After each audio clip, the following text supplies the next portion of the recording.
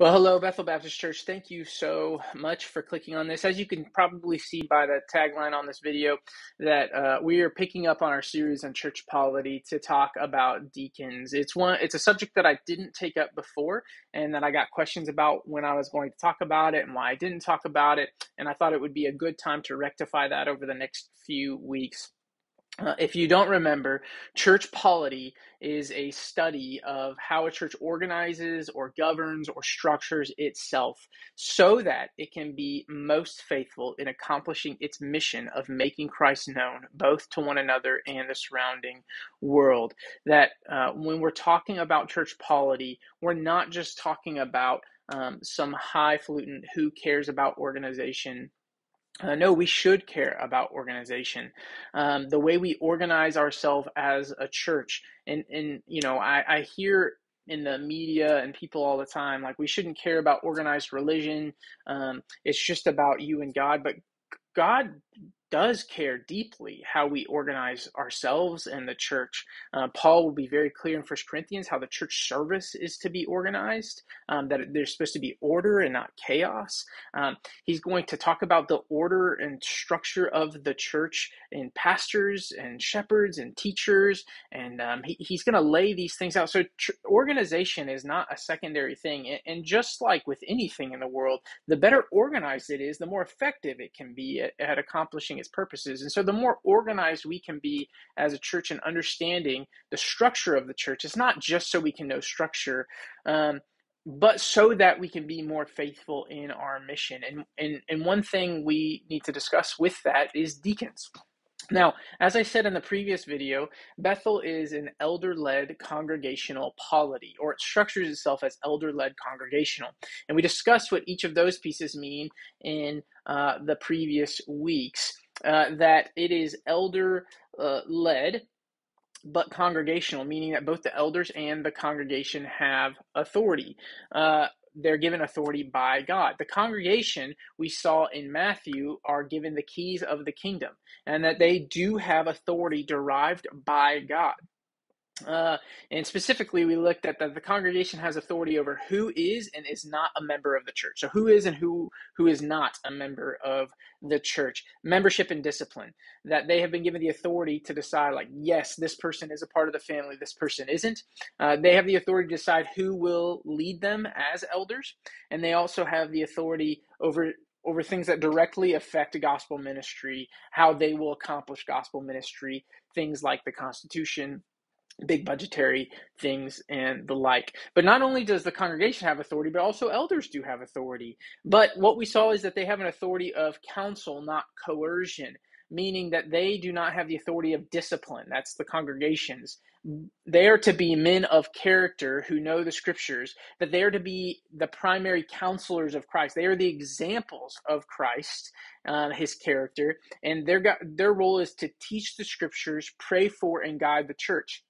And if you can think about, just in a really broad sense, what elders are to do, if the congregation is supposed to be over who is and who isn't a member, well, how does the congregation know who should be and who should not be a member of the church? How do they know how to wield the authority of discipline, which is a high thing? How do they know how to actually be Christ's witnesses? I mean, if we think about even broader picture, what is the church?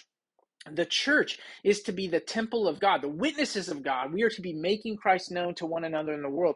But how do we go about doing that?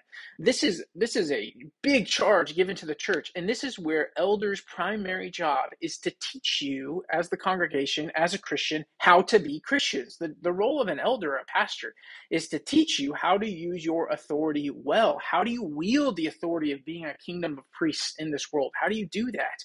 And that is what elders are to do. They are to teach you, counsel, not coercion, teach you how to be a Christian, how to wield the authority of the congregation, how to do that well. And so that's the role of an elder. Now, we said that Bethel is an elder-led congregational polity.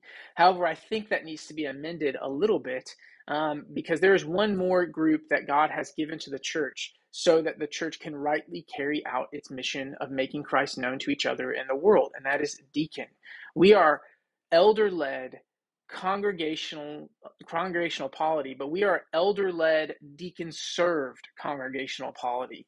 And I think that when we understand our polity as a church, that's how we need to understand it. We are elder-led, deacon-served congregational polity. And I'll get to what that means more specifically in later videos. But I think we need to discuss deacons because we are crippling ourselves as a church if we don't rightly understand what deacons are and what they do. And I think deacons is a highly misunderstood aspect of church polity. And I know I was even trying to think of, okay, what was my previous understanding of deacons? And as I was trying to think of what exactly deacons are, I mean, it was pretty I didn't really know what I thought about deacons. And I think most people would be that. What's a deacon? Well, a deacon is a part of this group. Well, what do? They help people, they give people money, they do benevolence for people. But really, that's about as far as we go. And we don't really understand it. And I have realized that in my own life, how I have neglected the study of deacons because I've been so focused on elders in the congregation that I haven't understood rightly deacons. And I would say most people are there. We understand pastors and we understand the congregation, but we don't think about deacons all that much. Not that we should not think about elders in the congregation, but we need to think about deacons. And I thought about it like this. It's kind of like we are a tripod with one of our legs missing. If a tripod can function okay, I guess, on two legs. I mean, you could prop it up with other things, but that's not how a tripod was designed. It was designed to have three legs. And God's church was designed to have three legs for it to function correctly, to do what it was supposed to do. It was designed to have a congregation, elders, and deacons, all working together in a way to accomplish its mission. And I even thought about this in line with Parachurch Organizations, that there are some churches that really misunderstand the role of pastor. There are some that misunderstand the congregation, and there are some that misunderstand deacons. But just like a tripod, if you were to remove one of the legs and they're not functioning as they're supposed to function, you're always going to have to bring in other things to help prop up that tripod for it to function correctly.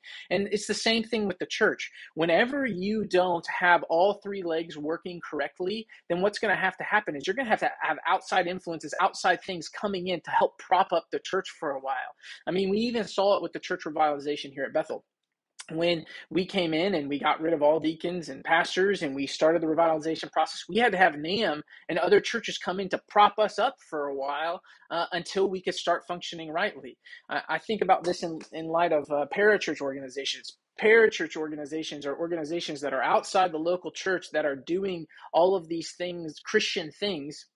And I wonder how many parachurch organizations have started to help try to prop up the church because one of the legs just isn't functioning rightly. The congregation isn't acting like the congregation.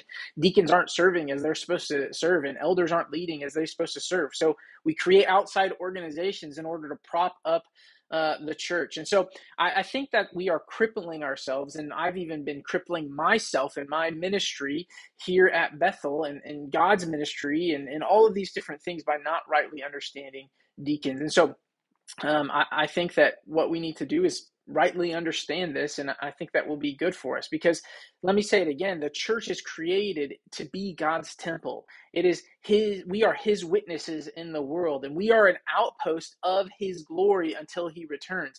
And our mission is to do everything we can to make God visible to each other in the world, to make Christ known to one another and to make him known to the world. We are his light in the world that people may see our good deeds and glorify our Father in heaven.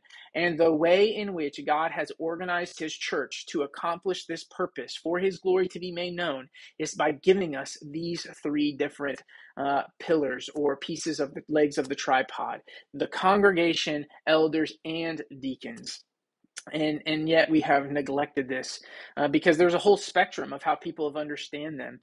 Boards, quasi-pastors, nothing than just a regular person in the church. And I think all of those are misunderstandings.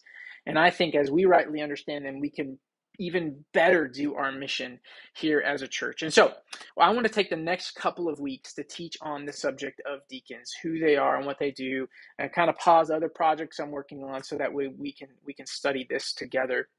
And so moving forward, I'm going to look at three things specifically. First, what deacons are not, what they're not. I want to look at some scripture passages and see, okay, this is what the passage says. Is this how we should understand deacons? How have we understood deacons? Is this what Scripture is actually teaching us? And then secondly, I want to talk about not just what they're not, but what they are. What are deacons? And then lastly, what do they do in the church? So what they're not, what they are, and what they do. A great resource and one that I've used heavily is Deacons by Matthew Smithers here. I highly recommend it. It's really helpful, very small, easy to digest, and I would recommend this. We use this in a Sunday school for a couple teachings in Sunday school, and it's great. And so I look forward to continuing this study and picking it up next time with what deacons are not. If in the meantime you have any questions, please reach out to me at marty@bbckc.org. Thank you so much for taking the time to listen. And until next time, thanks.